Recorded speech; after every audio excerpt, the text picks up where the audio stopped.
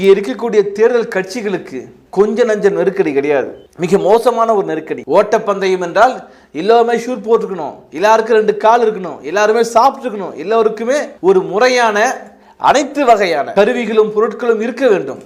ஆனால் ஒருவனை மட்டும் விட்டுவிட்டு மற்றவர்கள் காலை வெட்டுவது போல காங்கிரஸ் கட்சியின் வங்கி கணக்கை முடக்கி வைத்திருக்கிறார். பிறகு ராகுல் காந்தி கேட்கிறார், நாங்கள் எப்படி போஸ்ட் ஓட்டுவோம், நாங்கள் எப்படி பிரச்சாரத்துக்கு விமானத்திலே செல்ல முடியும்? இதற்கு பேர் தேர்தலா?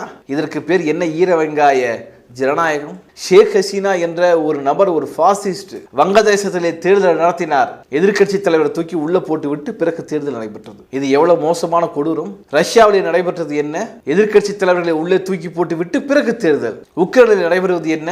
எதிர்கட்சி தலைவர்கள் எல்லாம் சிறையில் இருக்கிறார்கள். இங்கே கெஜ்ரிவாலை தொடங்கிவிட்டார்கள். ஒரு கட்சியின் உயிர் ஆதாரமாக இருக்கக்கூடிய அந்த வங்கி கணக்கை முடக்கிவிட்டு நீ தேர்தலை சந்தி என்று சொல்வது மிக கொடூரம் அல்லவா?